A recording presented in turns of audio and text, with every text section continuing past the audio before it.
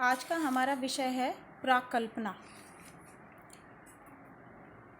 समाजशास्त्रीय अनुसंधान के दौरान जो उसके विभिन्न चरण बताए गए थे अनुसंधान प्रक्रिया के, उसमें प्रथम चरण ये था समस्या का चुनाव, दूसरा चरण ये था प्राक्कल्पना का निर्माण।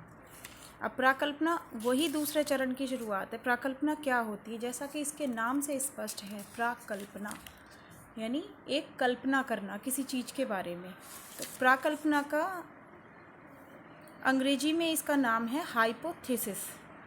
हाइपोथेसिस का हिंदी अनुवाद जो होता है, ये हाइपोथेसिस जो शब्द है ये दो शब्दों से मिलके बना है और दोनों शब्द ग्रीक हैं। ग्रीक हाइपो मतलब नीचे और थीसिस मतलब विचार। जो शाब्दिक अर्थ ये बनता है नीचे, सिद्धांत से नीचे अर्थात सिद्धांत का पूर्व कथन। तो प्राक्कल्पना का मतलब हुआ सिद्धांत से पूर्व का कथन। अनुसंधान और सर्वेक्षण के दौरान एक अत्यंत महत्वपूर्ण विषय है प्राक्कल्पना का निर्माण करना, और महत्वपूर्ण चरण भी है। ठीक है, तो आप सभी के सामने बताया गया है, सामने लिखा हुआ है नोट्स में कि एक प्राक्कल्पना दो या दो से अधिक चरों के मध्य पाए जाने वाले संबंधों का आनुभविक परीक्षण योग कथन है।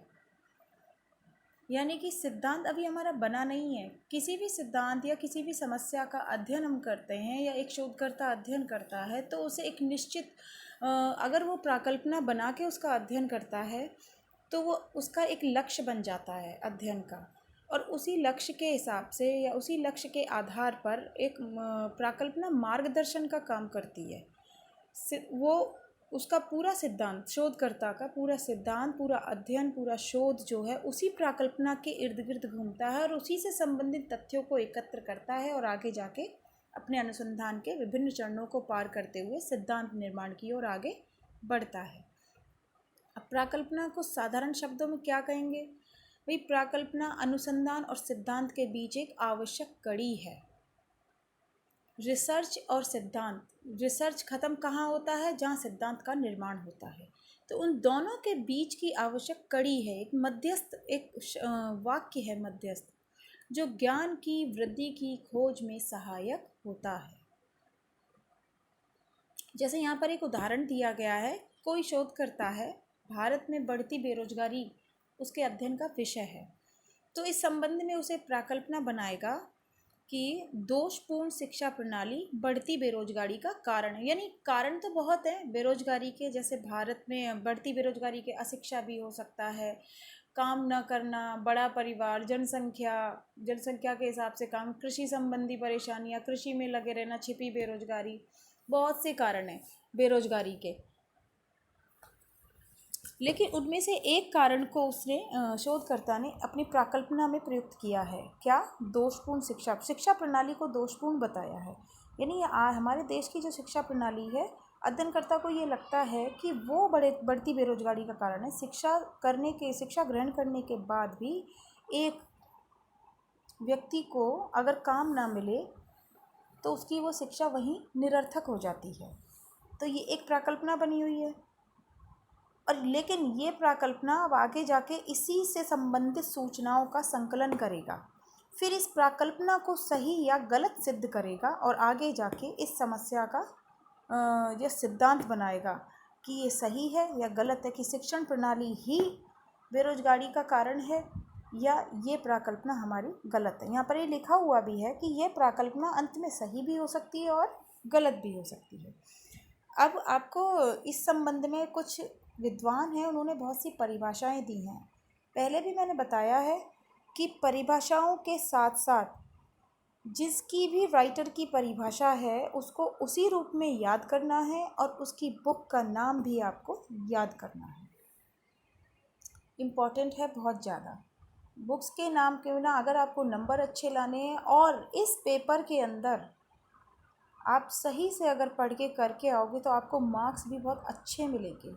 एक मैथमेटिक्स की तरह मार्क्स मिलते हैं, इसमें बाहर से कुछ नहीं बनाना होता है, जो है वो है।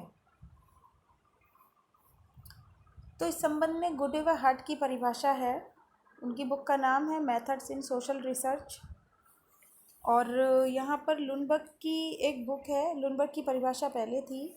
इन्होंने कहा है कि प्राकल्पना एक कामचलाऊ सामान्यीकरण है जिसकी सत्यता की परीक्षा अभी बाकी है।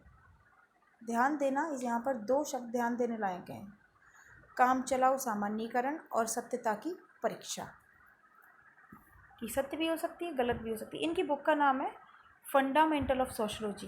यहाँ पर मैं लिखना भूल गई हूँ, फंडामेंटल ऑफ सोशोलॉजी आप लिख सकते हैं। अगली परिभाषा है Goode and Hatt, methods in social research. प्राकल्पना ऐसी मान्यता है जिसकी सत्यता सिद्ध करने के लिए उसका परीक्षण किया जा सकता है। यहाँ पर भी गुडे हार्ट ने इसे एक मान्यता बताया है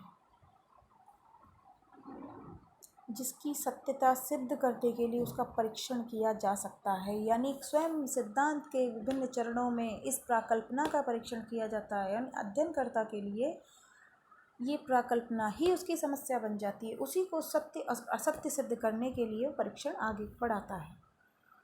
आगे आती है पीवी यंग की परिभाषा। इनकी बुक का नाम scientific social survey and research. इन्होंने प्राकल्पना को एक कार्यवाहक विचार कहा है, यानी कार्य को वहन करने वाला एक ऐसा उद्देश्यपूर्ण विचार जो उपयोगी खोज का आधार बनता है, बेस बनता है, और उसी के आधार पर अध्ययनकर्ता अपनी खोज को आगे बढ़ाता है, और ये कार्यवाहक प्राकल्पना मानी जाती है। अगली परिभाषा है पीटर एच मान, मेथड्स ऑफ सोशल इंक्वायरी। प्राकल्पना एक कामचलाऊ अनुमान है। पूर्व कथन, अनुमान, एक कल्पना, हाइपोथेसिस, कार्यवाहक विचार, उद्देश्यपूर्ण विचार, कई नाम दिए गए हैं इसे। बोगार्डस कहते हैं प्राकल्पना एक प्रस्थापना है जिसका परीक्षण किया जाना है। सिद्धांत की स्थापना से पहले की प्रस्थापना है जिसका परीक्षण अभी बाकी है। तो इन सभी की परिभाषाओं से स्पष्ट है कि विभिन्न चरों के बीच संबंध बताने वाला एक ऐसा कथन, ऐसा अनुमान, एक सामान्यीकरण, एक प्रस्थापना, यानी कई सारे नाम दिए गए हैं इसे, जिसे अध्ययनकर्ता शोध की समस्या हेतु निर्मित करता है ताकि उचित मार्गदर्शन मिल करे। यानी कुल मिलाकर बात यह है कि प्राकल्पना अध्ययनकर्ता के लिए, शोधकर्ता के लिए एक उचित मार्गदर्शक का काम करती है, उसे अनर्गल बातों से हटाती है और उसे सिद्धांत की ओर ढकेलती है और एक लक्ष्य बनाती है, और उसी लक्ष्य के अनुरूप वो अपना शोध करता चला जाता है और लास्ट में निष्कर्ष तक पहुंचता है। आगे आता है प्राकल्पना की विशेषताएं। सारी विशेषताएं, कोई भी विषय है, कोई भी टॉपिक है, उसकी विशेषताएं उसकी परिभाषा से ही निकलती हैं। यानी प्राकल्पना की विशेषता है स्पष्ट होनी चाहिए, सरल होनी चाहिए, प्रयोग सिद्ध होनी चाहिए, उपलब्ध प्रविधियों से संबंधित होनी चाहिए और विशिष्ट होनी चाहिए। आपको अगर इसके बारे में आगे पढ़ना है, विस्तार से अध्ययन करना है, तो वीरेंद्र प्रकाश शर्मा की बुक है और राम आहूजा की बुक है, हजारी प्रसाद द्विवेदी की बुक है। किसी भी बुक से आप पढ़ सकते हैं इसके बारे में और आगे अपना अध्ययन कर सकते हैं। कहीं भी समझ में नहीं आता है तो आप क्लियर कर सकते हैं कॉन्सेप्ट को। आज के लिए बस इतना ही।